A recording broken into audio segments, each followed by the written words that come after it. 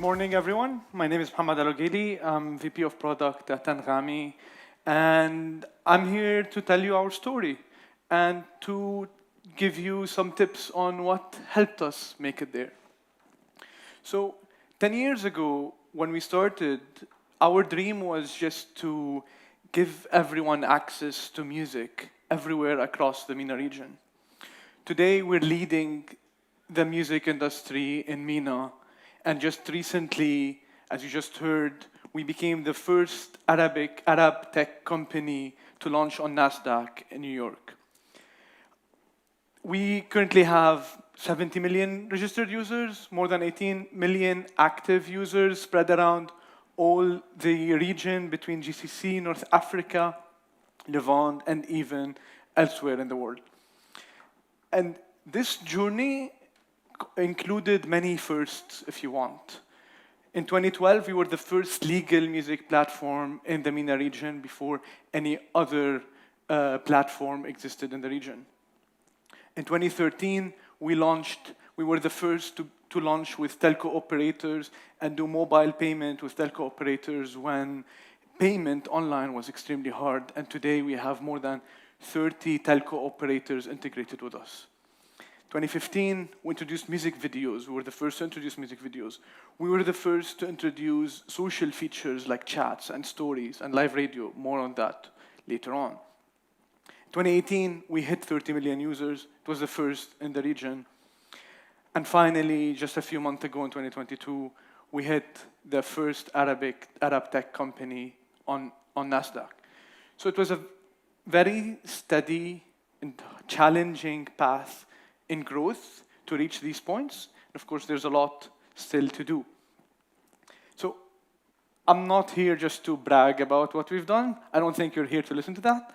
I'm here to tell you how we've done it. Now, there are many aspects, many elements to this that I don't think we'll have time to cover all of them now.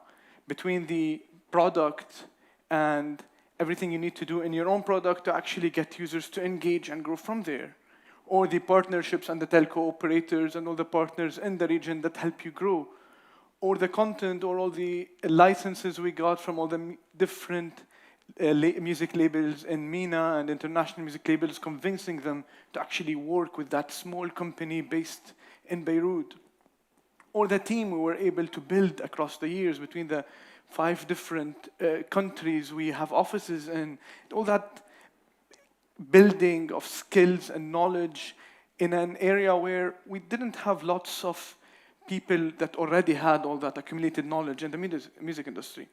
All of the branding that was done to actually push the brand and build awareness and build top-of-mind awareness for that. And simply, to be fair, some luck. Everyone, we happen to be lucky.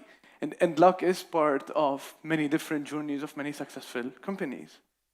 But today, I want to focus on the part I know more of, and the part that I think is more relevant to this summit, which is the product part. What the product does is actually gives you product-led growth. I know most of you probably heard a lot about product-led growth. You're probably going to hear that statement 20, 30, 50 times today, which is great, because we don't talk enough about product-led growth. Sometimes we just say it out loud and nobody understands, okay, product-led growth. What does that mean? It means that you would build a user-centric, a data-driven, a unique product. And that product on its own sells itself and gets you the users you want. Marketing alone is not enough. If you don't have a good product, you will not grow. So what does it mean? What does it mean to be user-centric, data-driven, and unique? First, what does it mean to be user-centric? So when you're user-centric, you need to think local. Your edge, your advantage against most of your competitors is that you're here. You're in your market. You're special. What you're building for those people who are in this market with you, while your competitor is sitting somewhere in San Francisco thinking about globally, and your user is different. Your user is definitely different, even if you think they're very similar, they're very different. And if you start thinking of them and what they need, things will change drastically. 2, you need to keep listening and talking to your users. Data is great, and we'll talk about data, but data will only give you questions to ask. Data will not give you answers. Data will guide you towards where you should be asking the questions. But to answer the questions, there's one simple way to do it. Just go ahead and ask. Go to your user, go to your customer, and ask them that question. And ask them what they like about you, what they don't like about you, what drives your most engaged user to actually engage with your product. What makes them love your product? Find those who are obsessed with your product. Figure out what they need more, fix it, and then bring everyone else who is meh about your product or just fine with your product. Bring them to love your product. Read the feedback on the Play Store or in the customer reviews or in the emails, or just go out and actually talk to people. All that feedback, trust it. And even if your team is telling you, well, this is not a priority because the numbers are low, or this is not a priority because it requires so much effort, if 2 users are complaining about a small thing you have, there are 2,000 users behind them that have that problem and are silent. And if you fix that problem, a lot would change. Number 3, focus or even obsess with your customer, not with your competitor. It's when competition entered the market here in MENA, it was very challenging, but at the same time, it was one of the best things that happened to Anghami. And the reason is that competition helps you, challenges you to do better, and pushes you to actually try to win better and to achieve more. But if you obsess with the competition, you're going to end up doing exactly like them. And when you're going to focus on the business and the different features they're building, and you're going to do like them and do the same marketing campaigns like them, what you end up having is just the same exact product, and you have no edge. There's nothing special about you. In the music streaming industry, between all the different competitors, if you go check them out, you'll see that most of them are actually the same. You find music, you play it. It doesn't matter which platform you use. This functionality is the same. Even the music player, actually, between all the different products, is almost exactly the same, because it's a simple thing.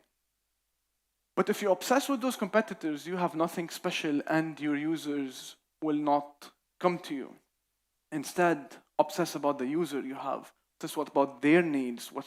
Your user is very different than your competitor's user, for sure, even if they're in the same market, even if they have the same background. You need to look into your users and push yourself to do what they need and what they're asking you to do. With being user-centric, you need to also still be data-driven. What does it mean to be data-driven? Data is also a word you're going to hear 100 times today, and it's worth it. But data is tricky. Lots of people interact with the different data they have every day. But when you want to be data-driven, data needs to actually drive your actions and your decisions. And for that, you need to take a step back and start from somewhere else. You need to define what data you need to be looking at. You need to define what matters. Not all the metrics matter. Not all the metrics are the same. You need to define the goal you need to reach. And after you define it, you need to force yourself to think of how you're gonna track it or measure it. Because it's not very easy to track all those numbers.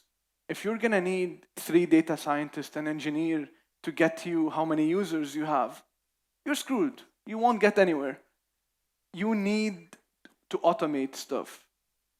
You need to invest in actually getting all the different platforms that help you measure and track your different metrics to make it simple to the junior marketing person or product manager to look at all the numbers first thing in the morning and know that metric they defined. They want to know how it's doing right there, right now, without the help of anyone. This is crucial for growth.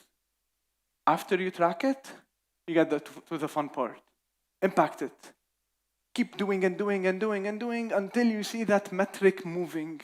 The day you go to the office and you see that metric moved by 2%, is the day you know you are data-driven because you looked at the metric, you did things, and then these things impacted your metric. You're done. Do it again and again and again. 80% of the time, it's not going to work out. You're going to do stuff, the metric will not move. Sometimes you're going to come to the office and you're going to see the metric drop by 10%. You're going to spend the day looking at why. You might not figure it out, and that's fine. And another day, it's going to jump 10%, and you're not going to figure it out, but you're going to be happy about it. On other days, you're going to be impacting it. And it's very hard to switch from whatever thinking or methods you have to work with to switch into being data-driven. You're going to get a lot of pushback from your team, and you're going to think you're a bit slower. But on the long term, it's worth it. Because once you're data-driven, you start more and more looking at outcomes, not outputs. If at the end of the quarter you're like, well, we released 5 new features, we did this and this and this. Okay, how are your numbers? I don't know. Well, you're not achieving growth, you're just building up features, and that's not good. Instead, end of the quarter, it doesn't matter what features you built or didn't build. How are your numbers? Those metrics you defined, how well are they doing? Now, the third question is, how do you build a unique product? How do you ensure your product is different than anyone else in the market? As I said, in music streaming, they all look the same. In our case, the number one thing we did is standing for our beliefs. We believe that listening to music is a social behavior. You listen to music with your friends, you share songs with your loved ones, you try to know what your friends are playing, you play at parties, you play in the car with each other, you sing together. It's a social activity. And we believe that social activity needs to happen on a music platform, not somewhere else. That's why we took a leap of faith and actually started adding many different social aspects to the music streaming platform. We got a lot of people saying, but what are you doing? Why are you doing this? This is just for music. Then we added musical stories where people can share snippets of songs with their friends. Then we allowed users to actually share songs with their friends through DMs on the platform itself instead of taking that song, sharing it on WhatsApp or somewhere else. Why should you do that? It's just more convenient to share it on the platform itself. Then a couple of years ago, we launched live radios, which is a place where you can listen to music together with others at the same time, chat, and even talk through audio together and have conversations over music. And all that, we had a lot of people questioning what we're doing there. Why would you do that? Look at the others, how they're just doing the music and the podcast. Why are you doing this? Eventually, it proved itself that it works. Now, our most engaged users, or most obsessed users with Anghami, are the users who are using those features. We ended up having, even if their percentage is not high, those users who use this aspect are users who never want to leave and obsess about live radio, for example, because we gave them something special, something they can't find somewhere else. It took some time, and sometimes it doesn't work directly. We once, in 2016, we built a feature that had an opportunity to be just like TikTok. But it didn't work out at the time. It wasn't the right time, it wasn't the right tech, it wasn't the right marketing, it didn't work out. We dropped it. And it was the right decision to drop it at the time. But we tried again, and we figured out something else, and that worked. Number 2, you need to be creative. It's fine to be creative, it's fine to be to go wild. Just take the engineer out of the room so they don't freak out about all the stuff you're dreaming of. Then bring them in because they're going to be creative too. And think what can be done, even if it does not make sense right now. Keep thinking and thinking and thinking. In our case, for example, every single Tuesday, we sit for an hour in a room and just throw a problem and think of it together and just throw different solutions for it. And you'd be surprised where the different solutions come from. In many companies, we're used to going to our marketing and creative teams to think of ideas. But they're creative indeed. But sometimes you'd be surprised how your customer support team or your engineering team or your product team or the different teams across the company have ideas that actually do work out. So be creative. You will reach somewhere, and you will reach somewhere very different than where your competitors are reaching. And that, again, will give you a edge. But then, of course, the thing you need to do also is that you need to iterate. One mistake many people do is go big or go home. They plan something big, they spend 6 months, a year working on it, and then they release one big thing. That one big thing fails. Now you wasted a year, you wasted money and effort, and you need to do something else.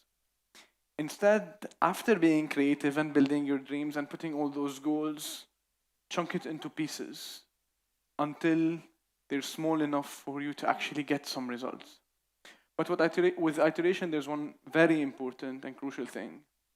You should always try to iterate on quantity, but never on quality. Do not release something that is in quality just because you want to finish right on time.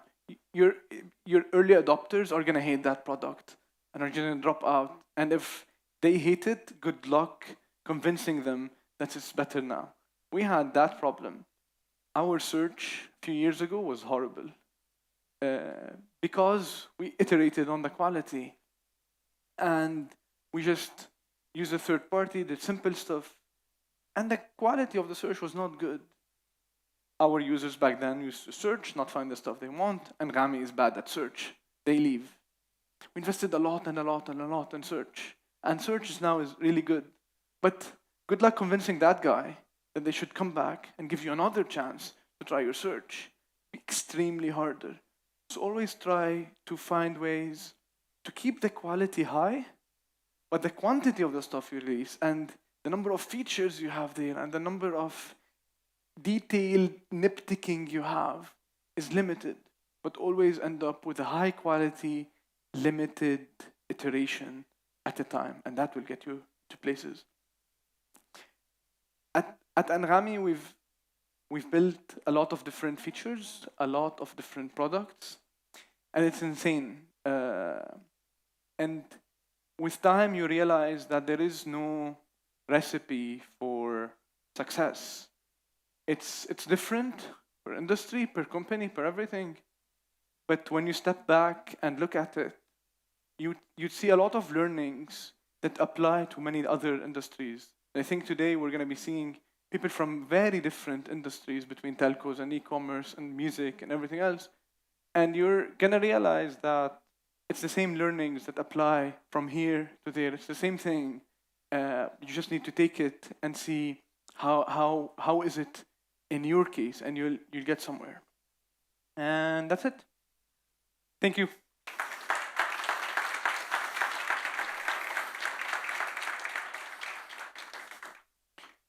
You want to take any questions?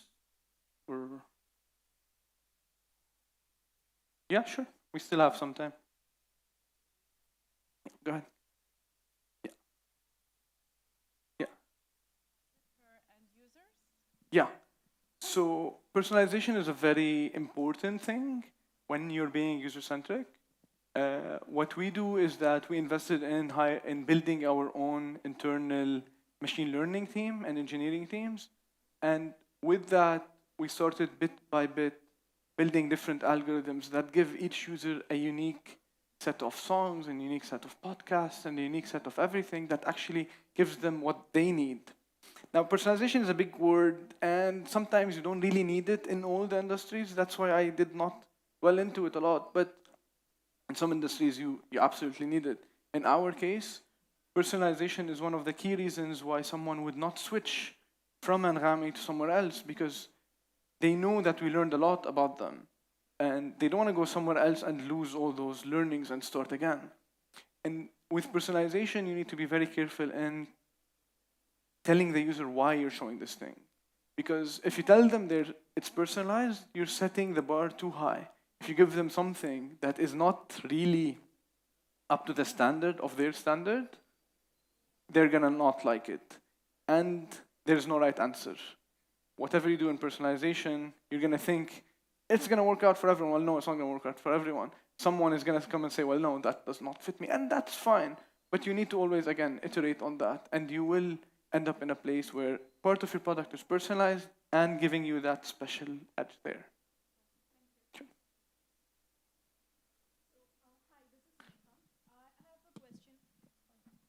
Hello, hi. Yeah. This is Neha from Stars Play.